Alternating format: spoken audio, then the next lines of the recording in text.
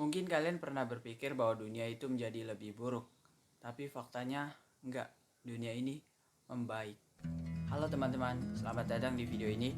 Nama gue Rafa Arfiandanu, dimana gue selalu upload satu video dalam setiap minggunya. Dan semua video gue berhubungan dengan buku-buku yang sudah gue baca. Dan juga gue mendokumentasikan hidup gue di channel YouTube ini. So, bagi kalian yang tertarik, kalian bisa pantengin channel ini. Jadi di video ini gue mau membahas dan juga mengekstrak value dari suatu buku yang sudah pernah gue baca. Dan buku itu adalah Factfulness by Hans Rosling. Singkatnya buku ini tuh menjelaskan ada 10 alasan mengapa kita salah tentang dunia dan bagaimana cara kita mengatasinya supaya kita melihat bahwa dunia ini lebih baik dari yang kita bayangkan. Jadi di video ini gue membahas buku ini secara subjektif. Jadi bagi kalian yang tidak berpendapat, kalian tidak apa-apa karena ini hanyalah pendapat gue mengenai buku ini dan menurut pemahaman gue. Oke, jadi gue udah catat 10 poin-poin penting yang ada di buku ini, di dalam buku ini, dan gue akan menjelaskannya di video ini. Yang pertama, The Gap Instinct. Banyak orang di dunia ini yang ngomong kalau di dunia ini ada dua golongan, si kaya dan si miskin.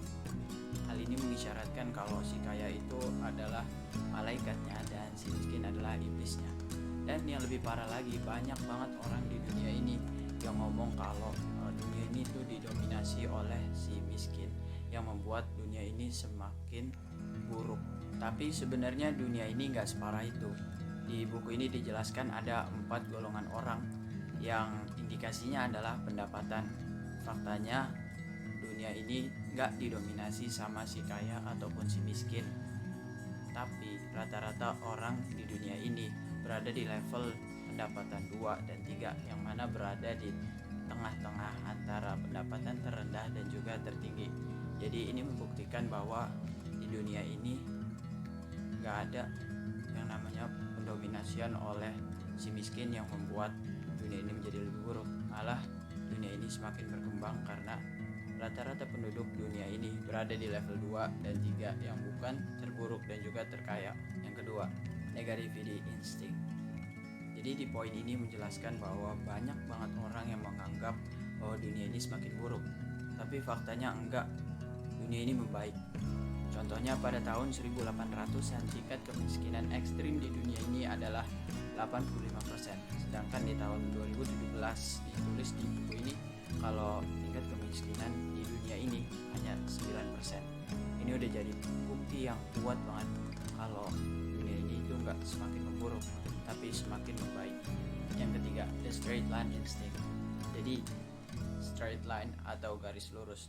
Jadi jangan kita pernah simpulkan sesuatu sebagai suatu garis yang lurus. Umpamanya kondisi Indonesia sedang buruk saat ini, dan kita nggak bisa simpulin bahwa itu akan terjadi seperti garis lurus yang selama-lamanya akan buruk, selama-lamanya ekonominya akan turun, selama-lamanya akan menjadi lebih buruk, dan hal-hal kayak gitu.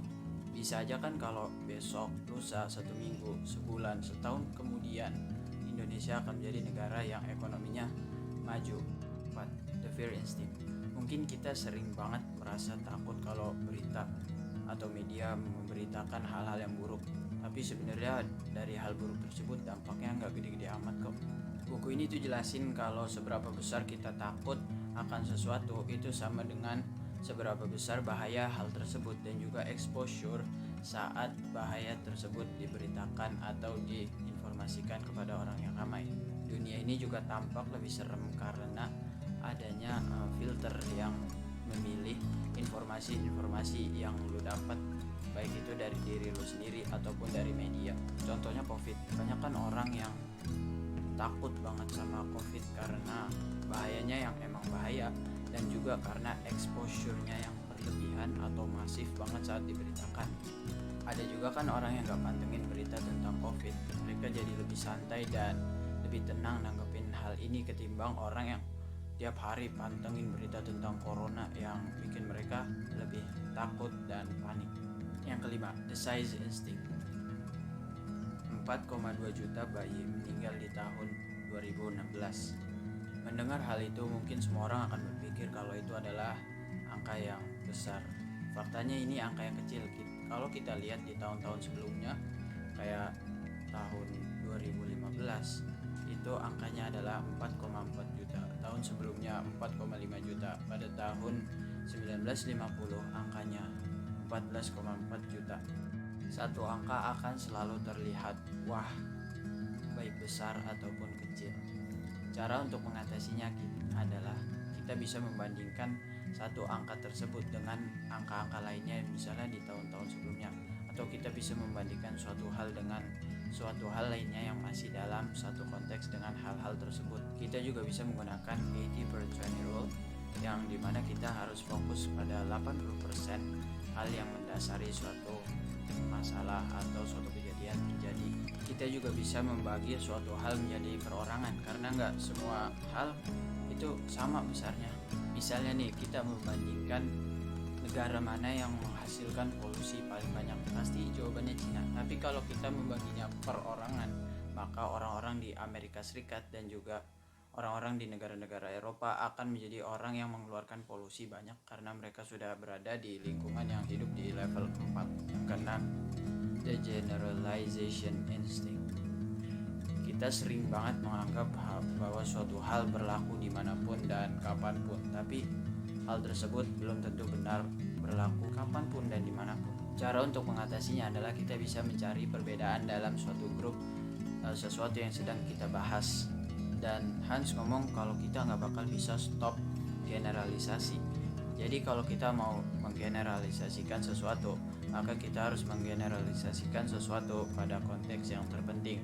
Dan kita juga tidak boleh terkecoh dengan kata mayoritas, karena bisa aja mayoritas hanya 51%. Ketujuh, the destiny instinct. Bagian ini akan membahas tentang perubahan. Jadi gini, bayangin, sebuah negara nggak mungkin muncul begitu aja kan, pasti ada prosesnya dari hal-hal yang kecil dan juga secara pelan-pelan. Namun hal-hal dan juga perubahan-perubahan kecil yang ada dalam suatu proses pasti akan bisa berubah menjadi sesuatu yang besar setelah sekian tahun atau sekian waktu. Sebuah perubahan pasti akan selalu terjadi di dunia ini, walaupun hanya perubahan-perubahan kecil. Nah, jadi kita harus selalu perbarui pengetahuan kita dalam hal apapun.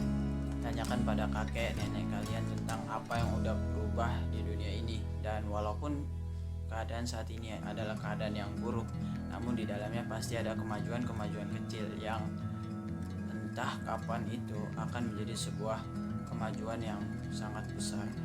8. The single perspective instinct. Hans ngomong kalau kita hanya melihat sesuatu dalam satu perspektif, satu sisi untuk melihat sesuatu, imajinasi kita akan menjadi terbatas. Untuk mengontrol insting ini, kalian bisa tes ide kalian, pahami bahwa kalian tidak bisa melakukan semua hal, selalu ada jalan dan juga ide yang lain. Pahami dunia dengan tidak hanya melihat satu sisi, dan juga lakukan semua itu agar kalian dapat menyadari bahwa satu alat tidak akan bisa menyelesaikan semua kasus. Yang kesembilan, the blame instinct. Nyalahin orang. Hans ngomong kalau hal ini bisa menghilangkan fokus kita untuk mencari solusi dalam suatu permasalahan, dan kita malah jadi menyalah-nyalahkan suatu orang atau suatu organisasi atau suatu perkumpulan yang terlibat dalam suatu kasus. Harusnya yang kita cari adalah penyebab dari terjadinya sesuatu, bukan malah pelaku atau penjahat yang melakukan hal-hal tersebut. Seharusnya kita mencari sistem yang dimana sistem tersebut cocok untuk menyelesaikan permasalahan yang sedang terjadi, bahkan sebuah sistem yang digagaskan oleh orang yang belum berpengalaman, bukan malah mencari pahlawan yang sudah berpengalaman tapi dengan sistem yang tidak jelas dan tidak cocok dengan permasalahan yang ada. Kayak yang terakhir, yang ke-10, the urgency instinct. Kita pasti sering banget dengar sekarang atau tidak sama sekali. Sebenarnya menurut Hans, hal ini dapat membuat kita memilih keputusan yang salah karena sedang tertekan dalam kalimat sekarang atau tidak sama sekali. Jika insting ini sedang terpacu, kalian akan lupa untuk analisis sebuah masalah, kemudian mengetahui bagaimana cara memilih keputusan yang baik, dan juga hasilnya akan menjadi tidak sempurna. Untuk itu harusnya kalian tarik napas, tenang, fokus, dan juga analisis. Kemudian kemudian kalian harus bisa mencari jawaban dengan secara rasional, dan juga kalian harus menemukan keputusan yang sempurna bagi masalah yang sedang kalian hadapi. Perhatikan data-data yang sesuai dan juga akurat dengan masalah yang kalian sedang hadapi. Hati-hati dengan keputusan kalian yang sebelumnya, yang dimana kalian sedang dalam keadaan urgent dan menjawab dengan keputusan yang benar, dan mungkin keputusan itu adalah keputusan yang hoki. Sabarlah dikit, dan kemudian kalian bisa temukan dengan jawaban yang sempurna dengan analisis yang sempurna. Perhatikan juga efek samping dari keputusan yang sudah kalian buat. Oke, jadi itu 10 poin penting yang sudah gue catat, dan itu gue tulis berdasarkan perspektif gue.